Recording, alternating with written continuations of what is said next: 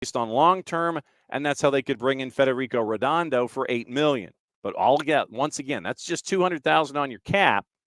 You can pay whatever you want to bring them in. It's just $200,000 on the cap. That's how it currently is. $23 million in transfer fees for one club. None of it counts against the soft cap, thanks to the U22s.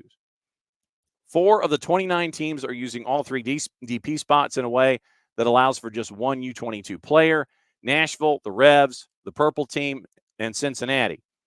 Now it opens up another spot for heavy investment for other teams. Now, once again, Messi and friends don't have to worry about that third DP spot.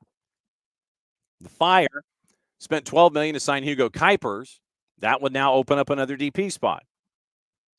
Austin needed their third DP to be Ring. Now the change, they could sign another senior DP. So that's where we are. Big rule change there.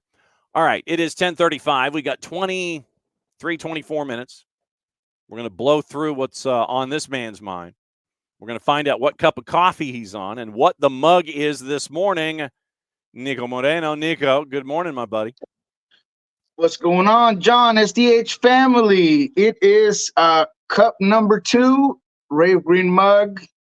No game last week. Play Colorado this week. So, we're starting the week off nice and slow here. I mean, we gotta boost it up a little bit and let everybody know the energy that's coming out this morning from out there. I was talking about Tom Bogert had released yesterday that it appears as one of the roster adjustments that is being proposed, and it probably is going to get signed in the summer. It looks like the U22 initiative and the DPs, they will no longer be married. They will have a divorce, and they can live on their own in their own homes, in their own subdivisions. You won't have to worry about locking down your number of DPs to satisfy U22 numbers. It looks like starting next year, or at least this summer, you might be able to have 3 each. It's about, ish time that this happened. Yeah, so I'm not 100% sure if it is going to get done this year in the summer window. I think it's a baby step to a lot of changes that are going to come up. You get it, though. I think we all do. The league wants to go younger. The league has seen the benefits and how important it is to be this showcase for young talent. And a lot of teams are already doing this types of moves, right? In Miami had a whole bunch. Seattle this season had their first young DP. Here and there you've been seeing some of that, and that's why I understand why this could be the easiest thing to do and the easiest thing to just give those that have been screaming from the tops of their lungs to just give teams, just more tools, more resources, more ability to just get better, bigger rosters. You saw some of the issues that, and I don't want to be, so simplistic to say that that's the only problem, but, when MLS teams face this MX teams, there is a little bit of there's a big difference when it comes to the salary of the teams and such. So doing something like this just provides teams with just more talent. So I like it. I think it's a good initiative, but I'm not completely sold on if it's going to happen this summer or if they're going to just hold it and put it together in a big old package for 2025. But we'll see.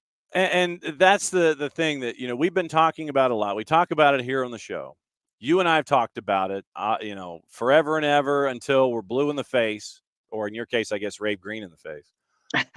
and it's you need to make these kinds of adjustments so your league can compete or be closer to competing with the Liga MX sides, because I know that there was a lot that was made of this week where the Major League Soccer teams, they were taken out back, and the Liga MX sides got out the big leather belt and decided to make a statement with the backsides of the Major League Soccer opponents in the CONCACAF Champions Cup and the Hemispheric Extravaganza. And I know it's like you've got to release the shackles, you've got to move the salary cap up, all these kinds of things. I know it was only like an 8% increase from year to year. there are a lot of things that need to be done when it comes to increasing salary structure and availabilities and all these kinds of things. It's a great first step, uncoupling these two, but it's a step of something that needs to have a lot of other steps attached to it. Yeah, it's a step in the right direction, and that's exactly why I'm not sure if maybe they want to start off with this kind of like a little Costco sampler and just here you go, guys. Tell me how it tastes this summer, and then we'll give you the whole thing on aisle whatever in 2025. Or are they going to hold it? But yes, at the end of the day, I think you'll see a lot of things going simpler, and maybe we get rid of a lot of the TAM and GAM, and I know that that's been in people's minds and conversations. Uh, I don't. Again, I am an advocate for keeping the salary cap space because of all of the reasons that I've always mentioned in the past. Keeps the league extremely balanced, competitive in all levels, and it provides the necessity for a lot of these teams to play their homegrowns and use those resources to create a pipeline to provide young players a way into the first team and a way to be contributors and a way to move on to other things. But you do things like this to just create a bigger purse for teams to get out of and build their rosters. So I don't expect that to go away ever, in my opinion, the salary cap. But I just do expect it to get bigger and have things like this just make it easier for the bigger clubs to get talent and the smaller clubs to maybe go find gems here and there everywhere in the world, South America, Europe, whatever you might have your scouting things at. So I think it's positive. I know that some folks wear bracelets that have a WWJD on it, but if we applied what we're talking about to Major League Soccer and to your part of the world, the bracelet could just as easily sit there and say WWSD. What would the Sounders do? Would the Sounders continue to, let's say that this initiative that Tom Bogert reports happens? You decouple, you get the divorce of the U22s and the DPs, and you can get 3 of each, and you can do whatever. Would Seattle continue their current path of developing through Tacoma and finding the strategic pickup where you're going to drop 8 figures on a transfer fee? Would they alter their strategy any if you get the idea of, okay, we can use all 3 DPs and chase all 3 U22s at the same time? Would there be a seismic change, or would it just be like, okay, cool, we got more stuff we can play with? I think it's option B. It's just more we can work with, more of what we can continue to do what we've been doing, because you have seen a trend change here in the Pacific Northwest, if you will. Both, whether it's the Timbers or the Sounders, and specifically talking about the Rave Green, it started with Leo Chu, a player that was not as high profile, not as big of a budget, but it was a younger player, U22 initiative, and then you get your young DP in Pedro de la Vega, and you could see that that's the trend that they want to go to. Because just because I get young players and prospects from wherever it is that I might grab them, doesn't mean that I'm going to forget about my pipeline and my academy and my homegrown players, because it really is a marriage, and there is a set of balance. And I feel like right now there's a bit of a disbalance with this roster where, because of injuries and everything that's going on, you have a lot more younger homegrown players that maybe you even would like to have on your bench. But that's just always going to be the Seattle way. So that's never going to go away at all. But now you might have more resources to go out there and get guys, because they've been looking at younger guys. I mean, Pedro was one of 5 of that exact same profile, age, style, that they were looking at. And I know that there's a bunch, included a 9, that is, could be considered a young DP or whatever you might be, under 22 as well. So yes, I think that's just the way the Seattle Sounders are going to continue to work, because they have been wanting to get younger. They have been wanting to go out there and find themselves their Thiago Almada or their Alan Velasco. I mean, it is something that every club wants to do, and now you have more tools to do so. Last week, Mother Nature gave Seattle an off week. I know that we talked about you were not all that optimistic about a trip to Philadelphia, but nothing happened. You got 5 minutes in, you got the rain enough to buy 40 cubits of wood for Noah to build his ark. You get on the ark 2x2, and everybody comes back safe. And Philadelphia goes and gets thumped by Pachuca. When you look at what happened last week outside of what didn't happen with Seattle, what stuck in your mind with the results from the last weekend? I mean, it continues to be surprising to see certain teams, right? I mean, I don't want to keep banging, that Toronto drums, but no goals given in 3 games. There is this beautiful marriage between John and Insigne, and that seems to be working. And the group and all the drama that we saw last season has completely gone away. And you got to applaud that when you come into a fire and you turn it all off, and you're able to just get the team on the field as a cohesive unit and forget about what happened the previous season, and you win games. Hasn't been brilliant, hasn't been amazing, but you're earning points. You're getting this team to buy what you're selling. To me, that's always got to be credit to the coach. And as much as I didn't think he was going to make this kind of impact, he has. And they've played some quality teams. It hasn't been, like bottom feeders in MLS. I mean, he's played some difficult teams, and yet this Toronto team just seems to be doing it well. So that was interesting.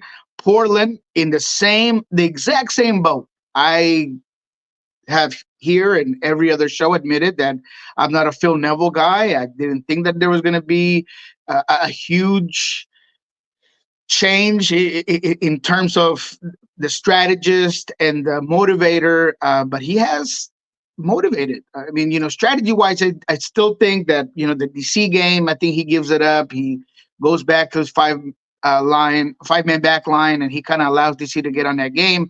That ends up in a draw. But in this one against New York, you're on the road.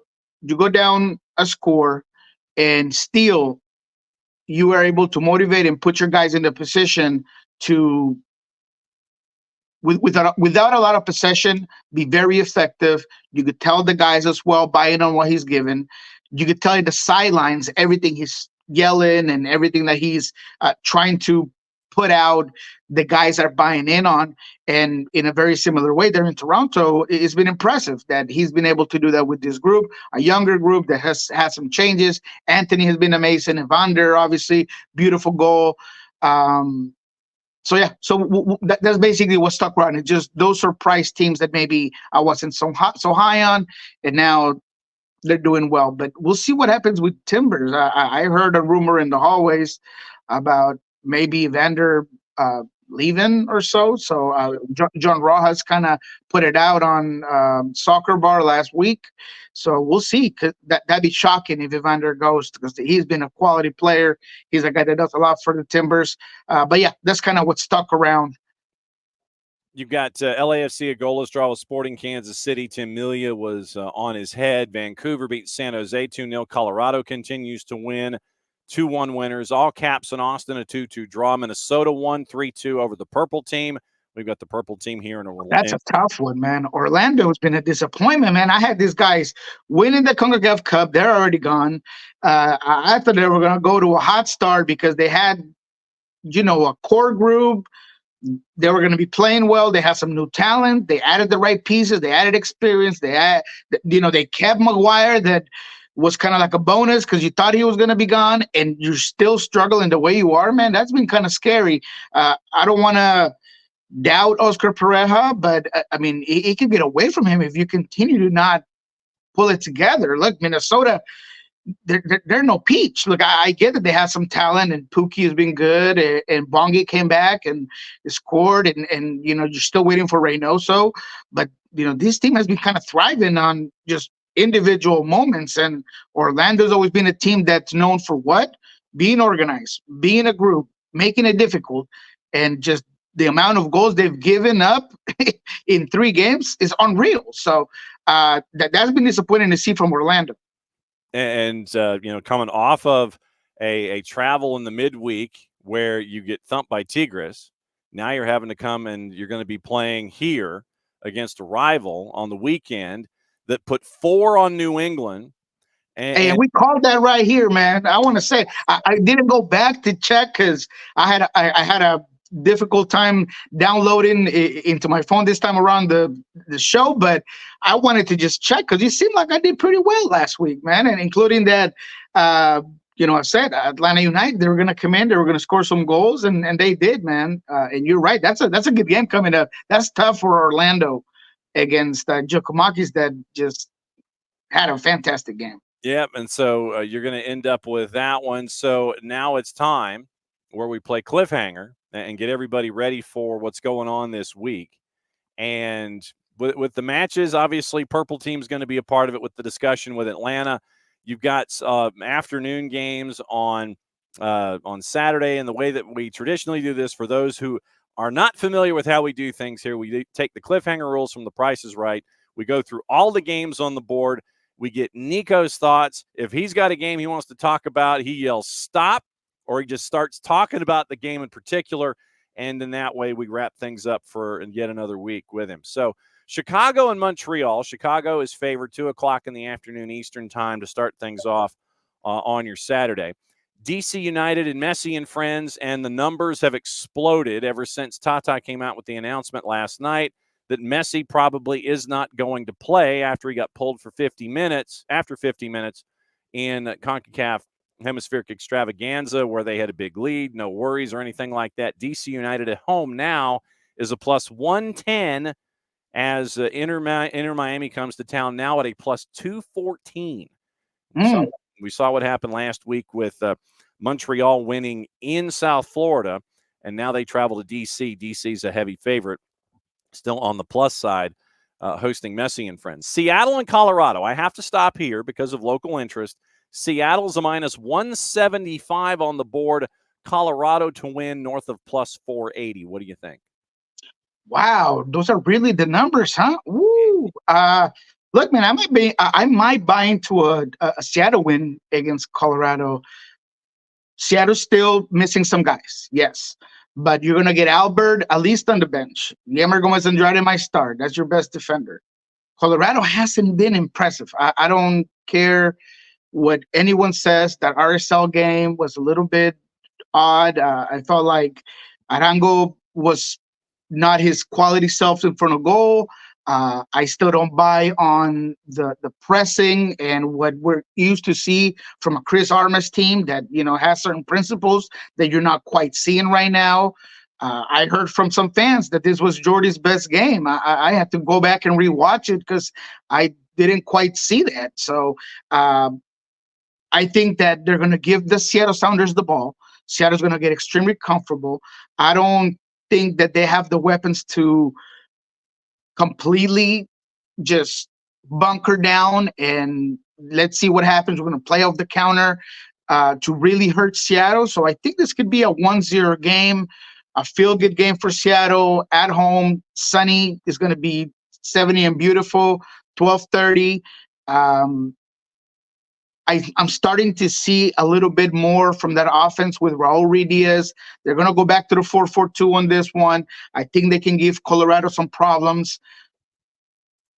Again, I think that a lot of people are shooting a little bit high when it comes to this Colorado team, considering what we saw in the first couple of games. Yes. Has there been progression? Absolutely. Has it gotten a little better?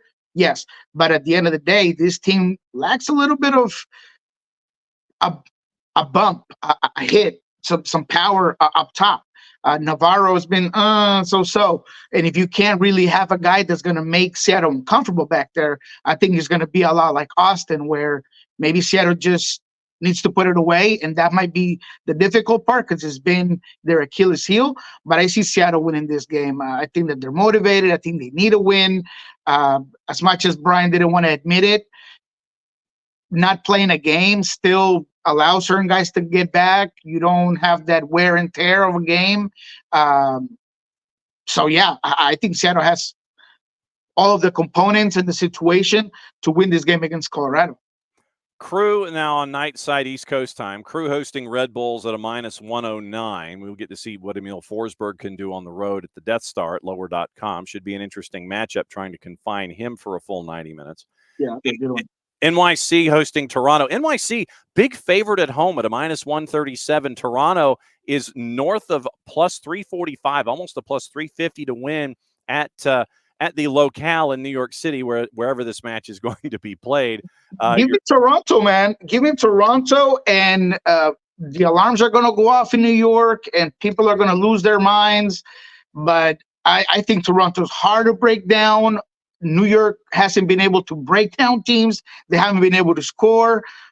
I think if there's a team that's going to make you pay the fact that you don't have a creative player and you don't have some of those edgy, wingers that are going to stretch out your defense, is Toronto, man. Shane O'Neill has been great. I talk about David Flores. I mean, the whole defensive compactness that they have is going to make it hard for New York, man. I can see that being a 1-0 thriller and Toronto taking that away. What's the numbers on that again? You got New York City at a -137 at Yankee Stadium. Your draw is a +295, so it's basically heading toward +300. And Toronto to win a +346 in the composite. Yeah, no, I'll take that. Okay. 8:30 Eastern, Austin at Q2 hosting Philadelphia. They say this one's a pretty much a draw across the board. Both teams on the win and in and around +160 to 165. FC Dallas favored at home against Vancouver to +122. No surprise there. Houston at Hell in a Shell is a -109, hosting Portland, who's a +287 on the road. Minnesota and LAFC at Allianz. LAFC's favored on the road at a +142. Minnesota United at +175. That's an intriguing number set up right there heading into that one. Yeah. What's the draw on that one? +261 in the composite. I see a little bit of a draw there. I don't think Minnesota is going to play us openly as maybe they have. I think that they're going to be selective on their press. LAFC had issues of their own putting the ball away, as much as they create opportunities and they have great wide play. This could be one of those draws. I love Martinez. Did you see Martinez last week with that run from coast to coast? He just, obviously he's a young kid, should have passed that ball, but he just did a talent there. But no, I think this is going to be a draw. I'm not buying Minnesota stock. Let's make that very clear. I'm not. I told you guys they're going to be that team that's going to make you cringe all season long. Yep. They're going to be on that line between getting to the playoffs and not into the playoffs, but I'm just not buying it quite yet. But I think that they could get a draw here against LAFC. Nashville favored against Charlotte at a +139. Sporting at a -137. San Jose has no offense. I got to go Sporting there. LAG in all caps, the late game Saturday night at a -127. Paintsel Peck and Puig. It's a P3 up against all caps. I got to go with LAG. Sunday, it is the Revs and FC Cincinnati. Revs favored at a +122. Wrapping up 7 o'clock Sunday night, Atlanta and the Purple Team. Atlanta's a -115 with the Purple Team coming on the road. We talked about that one. You're leaning toward Atlanta, yeah? I think Atlanta is going to put it on Orlando. I'm not going to say it's going to be the exact same way as against the Revs, but when you look at Cesar Araujo being out, I think that's a tough, sensitive injury for them in that midfield. You saw Martins come in, and it just wasn't the same with Felipe right next to Cartagena. I think I haven't seen Pedro Gallese had a worse week or a couple of games that he has just recently. I mean, from the MLS game where he literally gave up the ball at his feet, to the game against Tigres where he's out of position consistently, where he's just not looking like himself. Even his reaction off of mid-range shots has not been it. So I think Orlando's in a bit of a slump. Even offensively, Facundo Torres has not been able to ignite this team. Nicolas Odero himself, without the experience and everything that's going on there, still hasn't been able to really put his mark. I think Orlando is in some issues, and Atlanta, on the other side, they're coming off a very good game. They have the inertia, they have the momentum. I think it's going to be a good game for Atlanta. Looking forward to it. What's going on with Soccer Bar and Pulso Sports? All right, with Pulso Sports, we have everything that has to do with the injuries in the Seattle Sounders. We're going to have updates. Brian Smith is going to talk back on Friday, so I would say check Pulso Sports then to figure out exactly who's going to be in, who's going to be out. If you're asking me right now, I think Stefan Fry's out, I think Joe Paulo's out, and I think Yeimar and Albert are going to be playing off the bench. Maybe Yeimar, he's looked pretty good. Maybe he gets a start, but he's going to have to shake some rust off. So you're going to get all that update, all of those analysis, if you will, in Pulso Sports. Also, obviously, after the game, we're going to be doing my new segment, which is After the Final Whistle.